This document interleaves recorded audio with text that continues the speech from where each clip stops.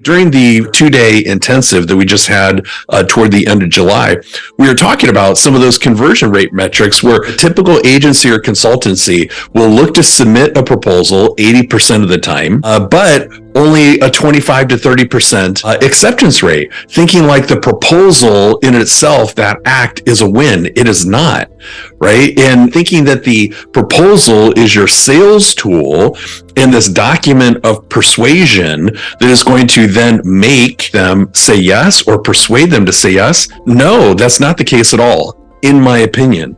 Instead, what I'd rather see you do is actually create proposals in agreements 30% of the time, because you're being that sort of discerning and you're not looking for every opportunity to draft an agreement or a proposal and thinking that it's a shotgun approach and it's based on, the more that we submit, the more that we're going to win.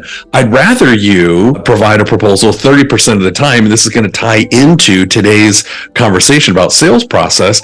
And when you do, you're like betting on sure things. So Gordon Gekko, back in the 1987 version of the movie Wall Street, played by Michael Douglas, but the Gordon Gekko character, Michael Douglas, said, the public is out there throwing darts at a board, and I don't do that.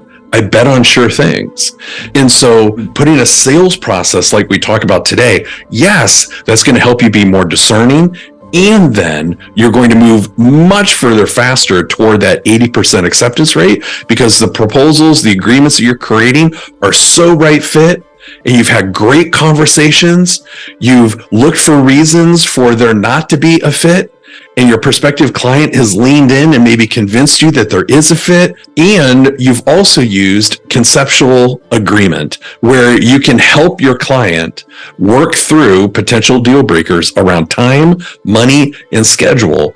And you'll hear them lean into and give you the answers around time, money, and schedule. So then that makes the proposal in agreement more of a foregone conclusion and a formality than a persuasive sales tool.